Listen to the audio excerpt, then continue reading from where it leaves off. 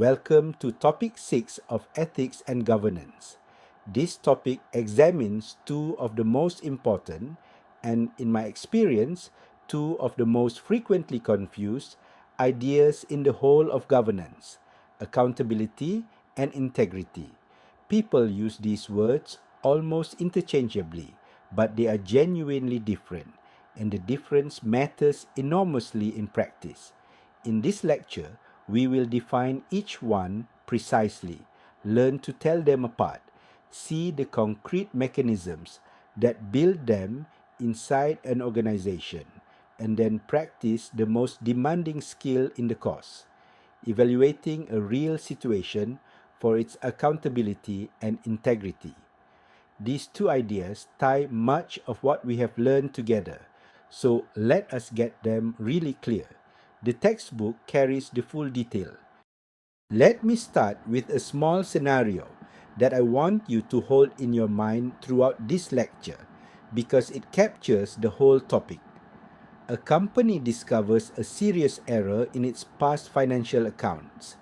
Quietly, without any announcement, and without any explanation, it simply fixes the figure in the next period's accounts and hopes that nobody notices. Now think carefully. The company has broken no rule.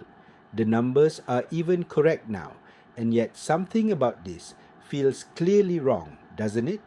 The question is, what exactly is missing here? By the end of this topic, you will be able to answer that precisely.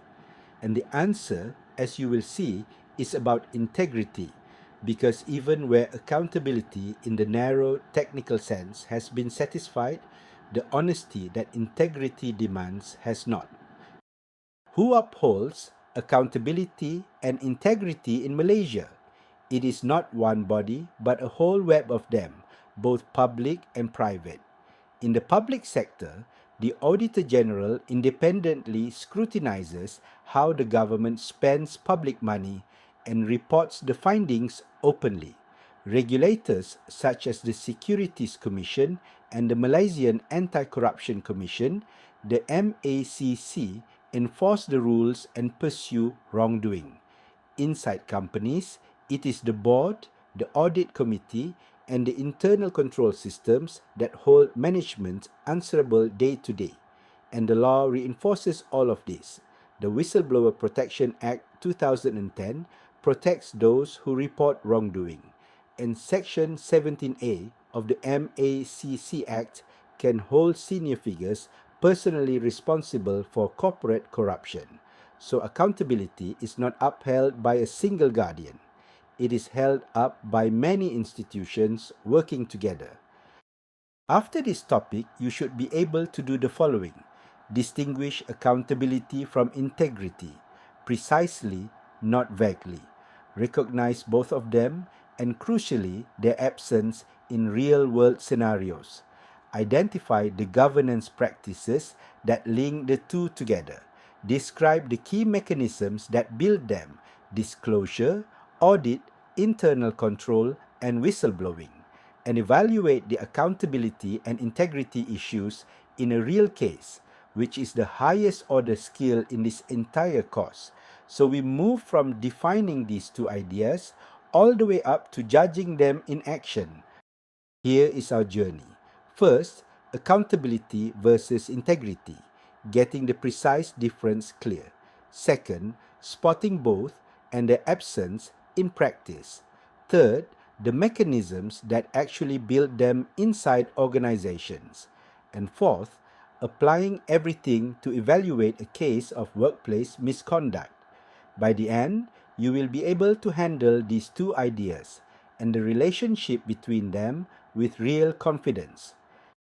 Let us begin with the core distinction at the heart of the topic. What exactly separates accountability from integrity? Let me define both ideas carefully, because the precise difference is the key to everything that follows. Accountability is being answerable for one's actions and accepting the consequences. Its essence is answerability. The fact that other people can require you to explain and justify what you did, and that there are real consequences if you got it wrong. And notice this, accountability is external. It is imposed and enforced from the outside, through oversight, through audit, through disclosure requirements, through the law. Someone else holds you to account. Integrity, by contrast, is something quite different. Integrity is the consistency between your values and your actions. It is honesty, and it is doing the right thing even when absolutely no one is watching and no one would ever find out. And integrity is internal. It springs from your own character, not from any external enforcement. Now, here is the crucial relationship between them. The two reinforce each other, which is exactly why good governance needs both. Consider what each looks like without the other. Accountability without integrity is hollow. A manager might dutifully answer for and explain actions that were themselves dishonest. The answerability is there, but the honesty is not. And integrity without accountability is unverified. A person may genuinely be honest, but with no external oversight, no one can confirm it, and the public has no reason to trust it. Strong governance therefore combines the two, an honest character on the inside and external answerability on the outside. With those definitions clear, let us practice the real skill, spotting accountability and integrity, and especially their absence in actual situations. The best way to understand these two ideas is to watch them come apart, because that is when you really see the difference. Consider a firm that follows every single disclosure rule to the letter. It files everything on time, it ticks every box, and yet it deliberately arranges those reports so that while every individual statement is technically accurate, the overall impression they leave is misleading. What is going on? That firm is accountable in form. It is answering to the rules, but it plainly lacks integrity because it is using its compliance as a tool to mislead rather than to inform. Now recall our opening scenario, the company that quietly corrected an old error with no announcement. That company has fixed the numbers, so in a narrow sense, nothing is now wrong.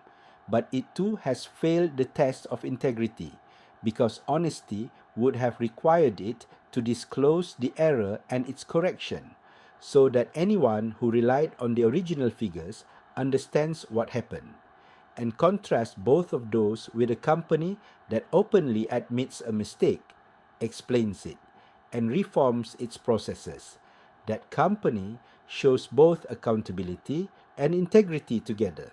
So the skill you are building is the ability to read these situations carefully, to see where answerability exists but honesty is missing, and to recognize the difference between merely satisfying the rules and genuinely being honest. So, how do organizations actually build accountability and integrity in practice? Not through good intentions alone, but through concrete mechanisms. Let us look at them. Four mechanisms do most of the heavy lifting, and it is worth seeing what each one contributes. The first is disclosure. Disclosure makes conduct visible, and you cannot hold anyone to account for what you cannot see, so visibility comes first. The second is audit, both internal and external. Audit is an independent check that the accounts and the controls are actually sound. It is someone with no stake in the outcome, verifying that the picture is true. The third is internal control, the systems and procedures inside the company that safeguard its assets, ensure its reporting is reliable, and promote compliance, the everyday machinery that stops things going wrong in the first place. And the fourth is an ethical culture set by the tone at the top, which makes honesty the normal, expected way of behaving rather than the exception. Now notice a pattern. The first three, disclosure, audit, internal control, are mainly the tools of accountability. They create answerability, by making conduct visible and checked. The fourth, culture, is mainly the soil in which integrity grows. Strong governance uses all four together. Conduct that is visible, independently checked, properly controlled, and honestly led from the top. Two further safeguards deserve special mention because they push accountability and integrity right up to the people with the most power. The first is whistleblowing. A whistleblowing channel lets employees report wrongdoing safely so that misconduct surfaces early while it is still small and fixable, rather than being buried until it becomes a catastrophe. In Malaysia, whistleblowers are protected by the Whistleblower Protection Act 2010, which shields them from retaliation. The second is leadership accountability, and this is reinforced in Malaysia by Section 17A of the MACC Act, which can hold senior figures and the company itself responsible for corporate corruption committed by people associated with them. Why does this matter so much? Because the greatest danger in any organization is that the people at the very top, the ones with the most power and the greatest duty to set the example, become the ones who escape answerability. Whistleblowing and leadership accountability are precisely the safeguards that reach upward to make sure that does not happen. Finally, let us put all of this to work and evaluate a real situation, a case of workplace misconduct. Now, let us bring everything together and actually apply it. For instance, to a case of workplace misconduct. I want to give you a consistent four-step method that works for any case the cause might put in front of you. Step 1. Identify the ethical issue. Ask which core value is being breached, such as honesty, fairness, or confidentiality. Step 2. Identify the governance or accountability issue. Ask who failed to answer for what and which mechanism broke down. Was it weak disclosure, a failed audit, poor internal control, or a culture that tolerated the behavior? Step 3. Weigh the risks and the impact on the people involved, on the company, and above all on trust, which is the thing governance exists to protect. And step 4, propose the remedy, the specific disclosure, oversight, or cultural change that would prevent this from happening again. That four-step method, issue, governance failure, impact, remedy, turns a messy, confusing real situation into a clear, structured evaluation. And it is exactly the skill this topic is training. Let me consolidate the central contrast one more time because it is the heart of the topic. Accountability is external answerability with consequences imposed from outside. Integrity is internal honesty and consistency springing from character. A firm can be accountable but lack integrity, ticking every box while misleading, or it can have integrity that is unverified because without accountability, no one can confirm it. Good governance requires both, and both are built through the same family of mechanisms: disclosure, audit, internal control, whistleblowing, and ethical leadership. Hold that pairing firmly in your mind. It is the single most important idea in this topic. Here is the whole topic on one map. At the center, accountability and integrity. Around it, the distinction between external answerability and internal honesty, recognizing both and their absence in real cases. The mechanisms that build them: disclosure, audit, internal control, and ethical culture. The safeguards of whistleblowing and leadership accountability that reach to the top, and the four-step method for evaluating a case. Together, all of these protect the one thing that governance ultimately exists to defend: trust. That concludes topic 6. Let me leave you with the essentials to carry forward. Accountability is being answerable for your actions with consequences, and it is external. Integrity is honesty and consistency, and it is internal.